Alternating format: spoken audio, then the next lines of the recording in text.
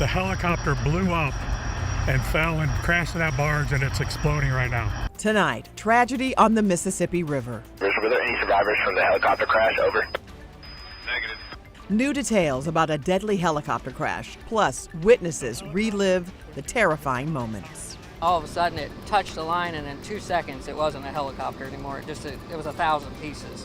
I'll never forget it.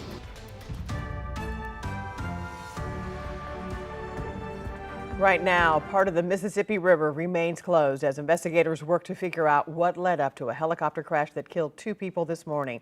The helicopter crashed into a barge near the Melvin Price Lock and Dam in West Alton, Missouri. Good evening. I'm Kelly Jackson. Mike Bush has the night off. 5 on your side's Laura Barcheski is live in Illinois, where she's been on the scene all day and has the latest information. Laura? Well, Kelly, we are live here on the Illinois side of the river near Alton, where the scene is pretty much the same. There are actually 2 barges still out on the river who have been stopped by the Coast Guard as they've stopped all traffic following this tragedy today. This was reported as a helicopter in the power lines near the Alton Dam, possibly struck a barge and is on fire at this time. All units to respond to the Harbor Point. Were there any survivors from the helicopter crash? Over. Negative. The Missouri State Highway Patrol says the helicopter crash happened shortly after 11 Thursday morning over the Mississippi River near West Alton in Missouri. Fishing Captain Wally Meyer was on the river at the time it happened, wrapping up a charter with a family he'd taken out. All of a sudden it touched the line, and in 2 seconds it wasn't a helicopter anymore. It was 1,000 pieces. And then it went, all you seen was a fiery ball, and it came, across and landed on this Missouri side barge that was staged up here waiting to go through the lock. Captain Wally says he called 911 right away. Well, I'm like, we're going to go see if there's any survivors. Well, as I'm coming across, I noticed it looked like a fueling barge, and I said, no, we're not going over there because if it explodes.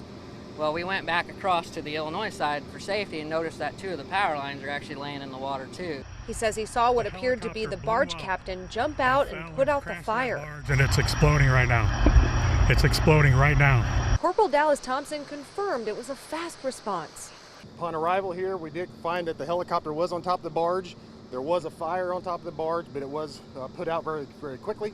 Ameren said in a statement the workers in the helicopter were repairing and replacing tower lighting and aviation warning markers, which are these large yellow, orange, and white balls. We saw quite a few of them on the Illinois side of the river, along with other power crews. Ameren and JF Electric said in statements they are cooperating with the investigation. JF Electric saying, quote, "It is with deep sadness that we confirm a serious incident occurred earlier today involving one of our employees and a subcontractor. Tragically, the incident resulted in the passing of both the employee and the subcontractor." Prayers to the pilot and whoever else was in that, because nobody wants to see that, but it was one of them. I'll never forget it.